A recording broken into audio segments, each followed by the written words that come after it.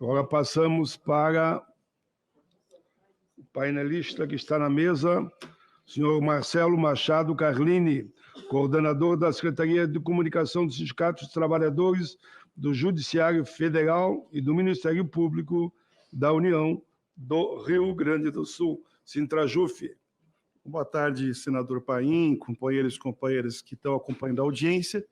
Me peço licença, senador, antes de lhe agradecer a Cleonice Bach, que é sua suplente. Primeira suplente. Exatamente. E é também diretora da CUT-RS. Um grande quadro nacional, viu? Que foi quem nos deu acesso, nos permitiu fazer uma audiência com o senador Paim, no Rio Grande do Sul, que resultou nessa audiência nacional. Uma reunião que reuniu vários companheiros do Rio Grande do Sul, da CUT-RS, municipários, estados, federais, e permitiu aqui, senador, reunir sindicalistas de todo o país, de todas as esferas. Essa reunião está circunscrita numa importância muito grande, porque talvez seja a única, espero que não seja, mas talvez seja a única audiência no Senado que a gente possa explanar todas as nossas preocupações com o arcabouço, porque infelizmente a CAI não aprovou o nosso requerimento. Portanto, fica ainda o pedido para que a gente seja ouvido também com os outros senadores, além da sua excelente e fundamental iniciativa. Em primeiro lugar, é evidente que a gente precisa saudar as medidas positivas do governo. A gente tem clareza que não é a mesma situação.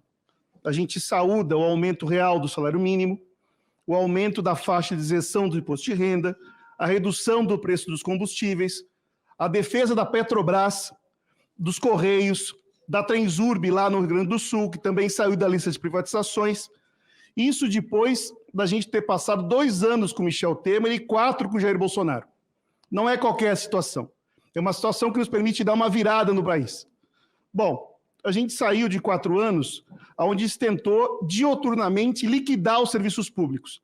São 4 anos dos parasitas, dos inimigos do serviço público, da granada, da PEC 32, que o presidente da Câmara, Arthur Lira, insiste em lembrar que ela está pronta para votar na Câmara dos Deputados, fez isso em Nova York no evento do João Dória e repetiu aqui. Volta e meia ele lembra. E não é só uma lembrança, é um tipo de ameaça, é um tipo de espada que fica sobre a cabeça dos servidores públicos, mas do serviço público em geral, portanto, da população brasileira. Aquilo que a gente reivindica é o arquivamento, vai exigir a ação do governo e a mobilização das nossas categorias, porque a gente já percebeu onde a Arthur Lira está disposto a seguir.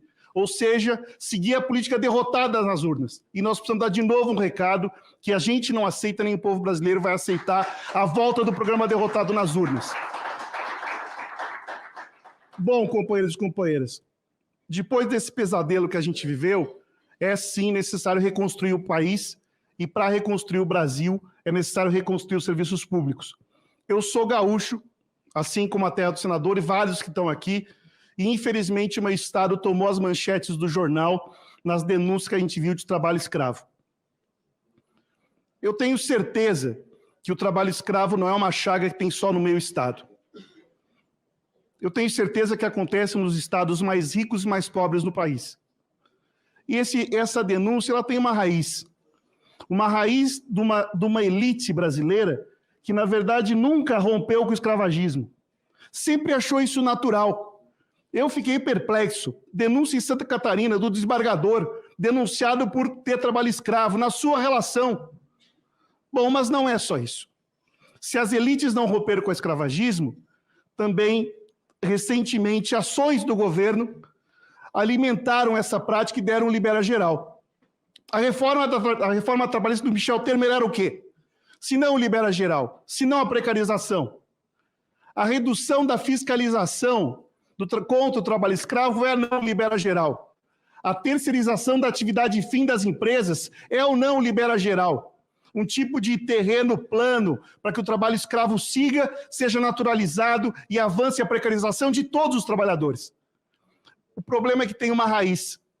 E entre a raiz do trabalho escravo também está a falta de fiscalização.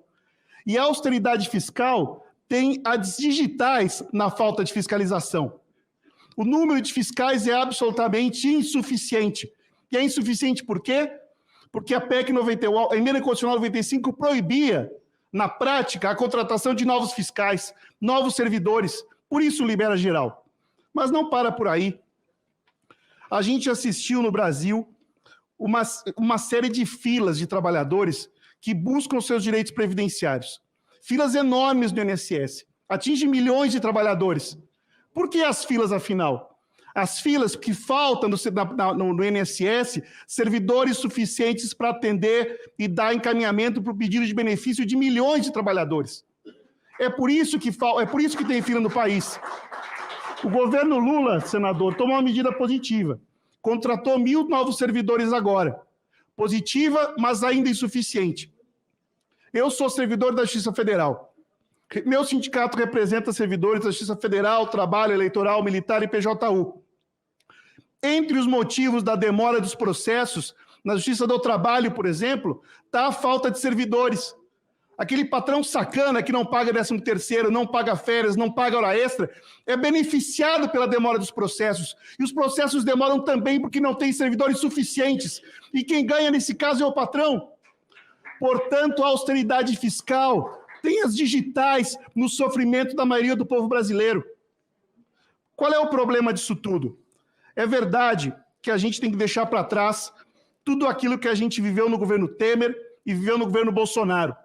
Esse é o sentido dessa plenária e esse é o sentido das nossas reivindicações. Mas tem um problema. O problema é que as amarras e gatilhos do arcabouço fiscal, se não for cumprida a meta fiscal, proíbe reajuste salarial, proíbe nomeação, proíbe concurso.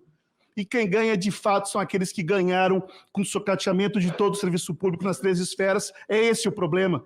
É por isso que essa audiência é útil, para mostrar que a preocupação nossa com o arcabouço não é só a preocupação corporativa dos servidores, é a preocupação com o serviço público e a preocupação com o destino de todo o povo brasileiro. Eu acho que tem um aspecto que foi discutido aqui, que é a questão mais sensível. Nós queremos retirar o Fundeb, queremos retirar o piso da enfermagem, queremos retirar as travas e gatilhos do arcabouço. Ninguém falou ainda, mas a questão de Brasília é um problema, do Fundo Constitucional de Brasília, deve aparecer aqui também. Mas veja, o crescimento do investimento na saúde e na educação, o respeito ao piso constitucional da saúde, pode transformar o piso em teto, porque esse valor vai continuar subindo, e a subida desses valores vai comprimir todos os outros investimentos públicos. E a gente corre um risco de um cenário não tão pouco provável que o único reajuste salarial do servidor executivo seja os 9% aprovados no começo do governo Lula. Isso é ou não uma tragédia para nós e para o serviço público? Eu acho que é necessário aprender até o final com todos os problemas que a gente passou num passado muito recente. Eu tenho certeza que não faltam agentes do poder legislativo, que sonham em tentar surrupiar o poder que a gente conquistou agora no começo desse ano. E eu acho que esse sinal é um sinal ruim para os trabalhadores, porque o sentido da nossa vitória é o sentido, sim, da reconstrução. E o arcabouço, os gatilhos, as amarras são um sinal contrário, errado, e não é aquilo que todos os sindicalistas e trabalhadores esperam do governo que foi eleito com esse sentido. Então, senador Paim, eu quero reforçar aqui a preocupação que é a preocupação de todos nós. A reconstrução do Brasil e a reconstrução dos serviços públicos não pode ter amarras e nem gatilhos. Só assim a gente vai poder repor aquilo que foi a tragédia do governo Temer e a tragédia ainda maior dos 4 anos do governo Bolsonaro. Portanto, para reconstruir, é necessário investir nos serviços públicos, reorganizar as carreiras, reajustar salários, e acabo dizendo isso. Uma das questões do arcabouço, senador, para falar de uma questão que nesse caso é corporativa, os limites colocados vão embutir no salário dos servidores em torno de 20% a 30% de perda salarial, porque esse gatilho não vai permitir que a gente recupere as perdas salariais do período Temer e do período Bolsonaro. São questões corporativas, mas dizem respeito à valorização de serviços públicos. Acabo repetindo o seguinte, mais uma vez agradecendo a iniciativa fundamental do senador, e o Brasil não precisa nem de amarras e nem gatilhos. Muito obrigado. Esse foi Marcelo Machado Carlini, coordenador secretário de Comunicação do Sindicato dos Trabalhadores do Judiciário Federal e do Ministério Público no Rio Grande do Sul.